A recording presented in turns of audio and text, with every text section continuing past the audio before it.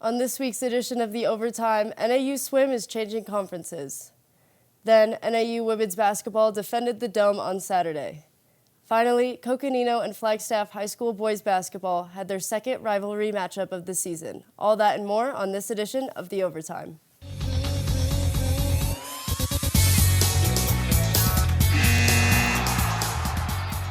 Hello, sports fans, and welcome to The Overtime, Northern Arizona's only sports show. I'm your host, Ashley Hinchy, and today I'm joined by my co-host, Hannah Hamilton. Hannah, how are you doing today? I'm doing great. This is my first show 2025 and first time co-hosting with you, so I'm excited to get started. That's awesome, Hannah. It is very nice to be anchoring with you today. To start, NAU Swim and Dive has been in the Western Athletic Conference for over 21 years. However, on Thursday, the Lumberjacks accepted an invitation from the Mountain Pacific Sports Federation. Coach Andy Johns seems optimistic for the change.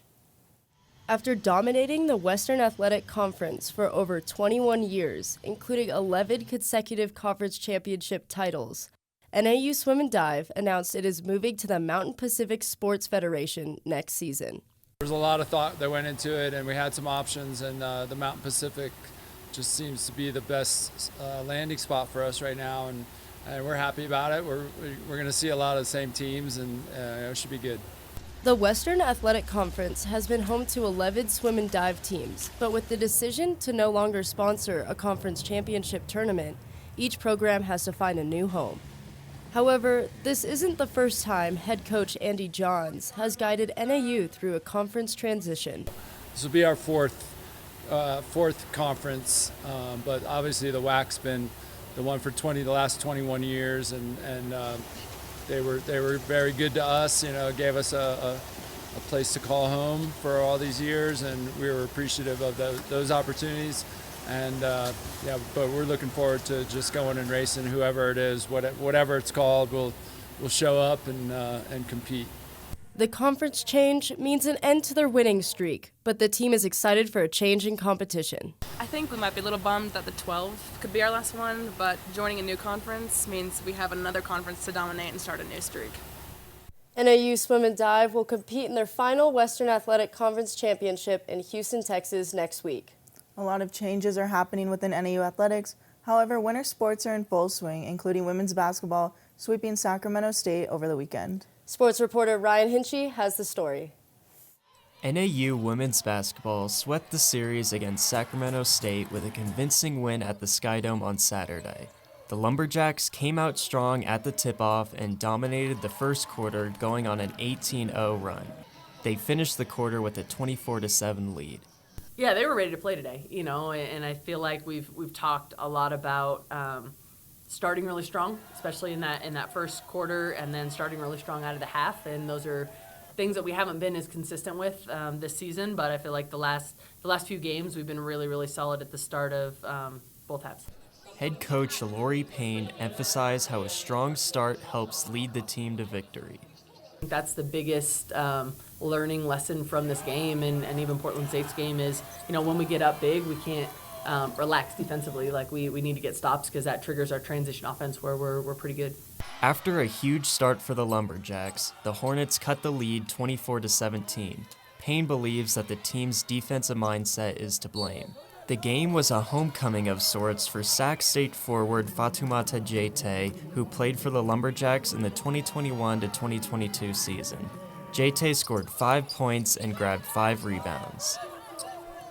Junior forward Sophie Glancy, who led the Lumberjacks with 21 points and 10 rebounds, says it was fun to play against her former teammate. Yeah, they're solid. Fatu's so solid. Used to play against her every single day. So it's kind of fun in that we know each other so well, and we've played against each other for as long as we did. But and I always know it's going to be physical with Fatu. She is a worker, and so no matter what, it's going to be a battle with her. So it's a lot of fun. After the Lumberjacks bounced back late in the second quarter, NAU maintained control over the rest of the game, finishing in a 75-60 victory. Jacks will be heading off on a 3-game road trip with their next matchup against Idaho on February 20th. The Lumberjacks will play their final game of the regular season at home against Idaho State on March 3rd. Ryan Hinchy, NAZ Sports. I'm so excited to see how the Lumberjacks wrap up their season. Speaking of wrapping up seasons, Coconino boys basketball ended their season with a 48-39 victory over the Flagstaff Eagles. Coconino boys basketball beat Flagstaff this past Thursday in their final game of the regular season, 48-39. Flagstaff led by several points in the fourth quarter, but the Panthers kept their heads in the game and rallied to overcome the deficit. It was a gritty win.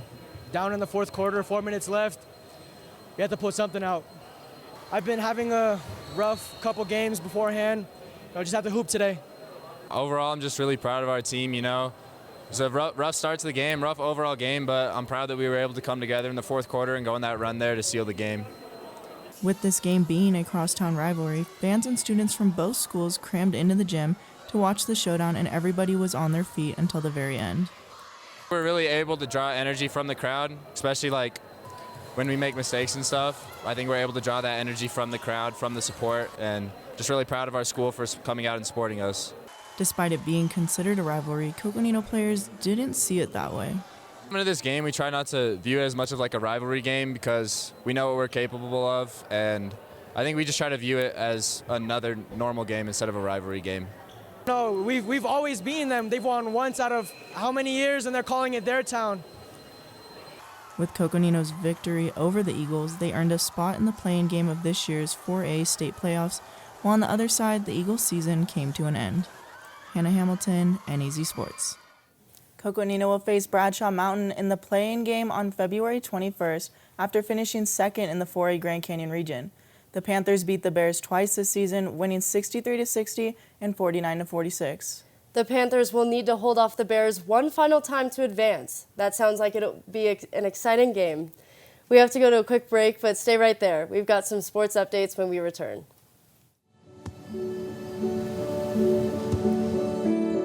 I don't remember how it started. Go to that. Our back and forth.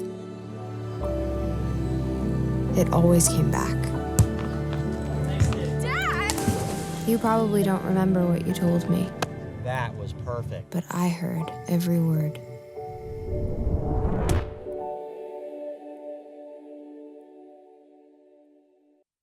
Hey, can you chop the pineapple? Chop The pineapple.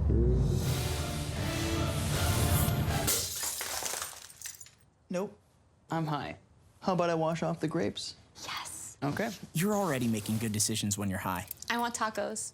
Will you drive? I'm a little toasty.